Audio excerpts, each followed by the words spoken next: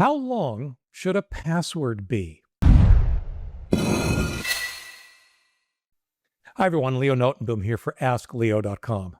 For a long time, the common thinking was the best, most practical password consisted of random combinations of upper and lowercase letters, numbers, and a special character or two. If so composed, the password length needed to be only 8 characters. Randomness remains important, but as it turns out, size matters more. Much more. And 8 characters isn't enough these days. It's not even close. The short answer is that passwords should be longer. Longer is always better. Here's what I mean by that. Traditional 8-character passwords, they're getting compromised easily these days, and I'll talk about that more in a minute. 16 characters at a minimum now. Ideally more. I use 20. A multi-word passphrase makes longer passwords easier to remember, of course. And if you use a password vault, you can make all of these really good security decisions easy. When you hear about lots of accounts being stolen by a hacker from a service provider, you're naturally concerned that the hacker might now have access to your account username and password. If the service stored your actual passwords, well, that could be the case. If the service is storing your actual password, be clear, they don't understand security or they have made some horrifically bad decisions. In fact, most services store an encrypted, technically a hashed form of your password. For example, if my password were password, and of course that's a really bad password, then the service might store something like what you see here on the screen, this really long stored hash. That's a hash value that corresponds to the password. Hackers do not get a list of usernames and passwords. They get a list of usernames and password hashes. And what's great about password hashes is that you can calculate a hash from a password, but you cannot calculate the password from the hash. As a result, one would think that if a password is hashed, it's pretty unhackable, right? Sadly, not so much. The most common type of password attack is simply a high-speed guessing game. This doesn't work on a login page. They're slow, and they deny further access after too many failed attempts. But it works wonderfully if the hacker has the entire stolen database of usernames and passwords sitting on their computer. Those attacks start with exhaustive lists of possible passwords. Common, simple passwords, common combinations of words, common obfuscations of words. For example, instead of password, maybe mixed case password or password with 4 and 0 instead of A and O. You get the idea. Lists of all variations people think will hide their passwords. Lists of all previously discovered passwords. This might actually be the most successful because people so routinely reuse passwords across multiple sites. They calculate the hash of each guess, and if it matches what was found in the database of account information they stole, they know they've got a match. They have figured out the password for that account.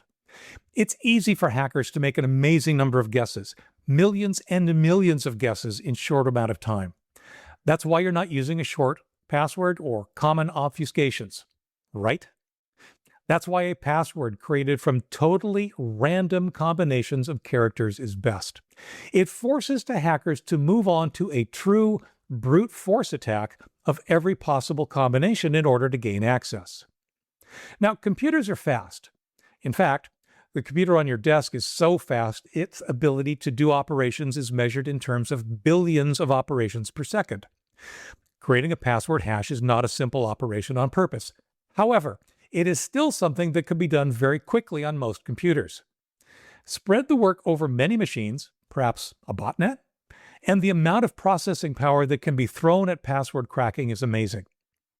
The net impact is that it is now feasible to calculate the encrypted hash values for all possible 8-character passwords comprised of upper and lowercase alphabetic characters, digits, and special characters.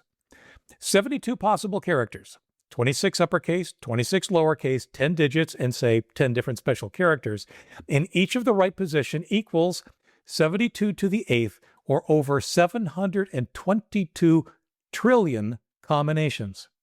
Now, that may seem like a lot until you realize that an offline attack, which is easily performed once you've stolen a database of usernames and encrypted passwords, can be completed in a few hours. This assumes technology that can guess something like 10 billion passwords per second, which is very, very possible. Doesn't matter what it is. If your password is 8 characters long, the hackers already have it, even if it was well hashed by the service they stole it from. Now, as we've seen, 8-character passwords give you over 722 trillion combinations, which can be guessed in an offline brute force attack in hours. 16 characters gives you over 521 octillion. The offline brute force guessing time in this case would be measured in centuries. 20 characters? Well, that's 14 undecillion. I had to look up that number. That's why 20 is better than 16 and both are better than 8, or even my previous recommendation of 12. Every time I update this video, those numbers keep getting bigger. Now, what about special characters? I usually leave out special characters from my password unless the system I'm using that password on requires them. Here's the deal. Instead of 72 raised to the power of the password length, it's 62, upper and lowercase, plus digits. So we run those numbers. A 16-character password has 47 octillion combination. A 20-character password has 704 decillion combinations. So to begin with, those numbers all by themselves, they're fine. However, adding even a single non-special character gets you more additional combinations than it would had you used special characters. A 16-character random password with special characters is 72 to the 16th. A 17-character random password with no special characters is 62 to the 17th. If you compare the numbers, which you'll actually see printed out in the companion article for this video, 62 to the 17th is 5 times larger than 72 to the 16th.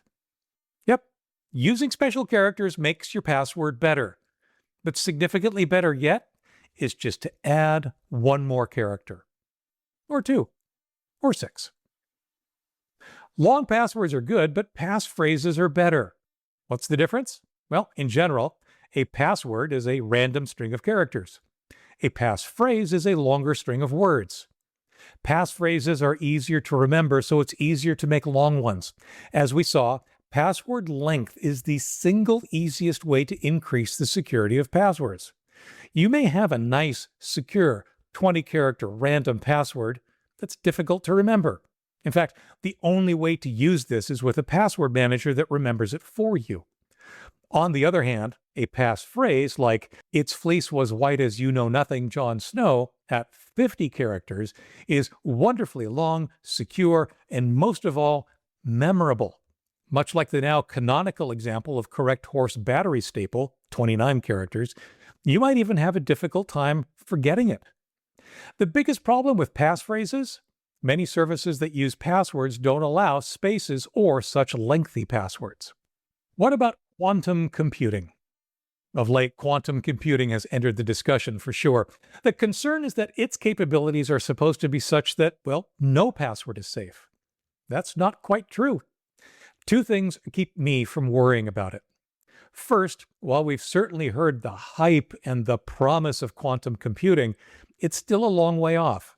Hackers aren't getting access to it anytime soon, and while corporations and nation-states will probably have initial access, you'd have to be targeted for them to even care about your passwords or the accounts you have. We're talking many years before any of this becomes commonplace. And even so, second, we're already seeing the development and deployment of quantum-resistant encryption algorithms. While there's certainly no way to tell what's being used to hash your password, a form of encryption after all, it's likely that some passwords are already being stored in a quantum-resistant form. As I said, it's just not something I worry about today. Shouldn't services fix this and do better? Of course, they should. and many do. But passwords shouldn't be kept in plain text anywhere by the services at all, and yet some still do. There are techniques that make brute force attacks significantly harder, yet many services use techniques that are easier than the examples I've shared above. Some services do a great job of keeping your information secure. Some services don't. The problem? You can't be certain which is which. To be safe, you have to act like they're all at risk. So, the bottom line for staying safe is pretty simple. Don't trust that the services you use handle passwords properly. Well, many, even most of them probably do. It's become painfully clear that many do not, and you won't know which kind you're dealing with until it's too late. Use longer passwords, 16 characters at a minimum and 20 if possible. Use even longer passphrases when they're supported or where the information is particularly sensitive. Always use a different password for each site login that you have. That way, even if a password is compromised on one service, it won't give the hackers access to everything else. Even the best 8-character password should no longer be considered secure. 12 is barely good enough for now, and you should be moving on to 16 or even more for the long run. For updates, for comments, and for links to related topics, visit askleo.com/4844. I'm Leo Notenboom, and this is askleo.com. Thanks for watching.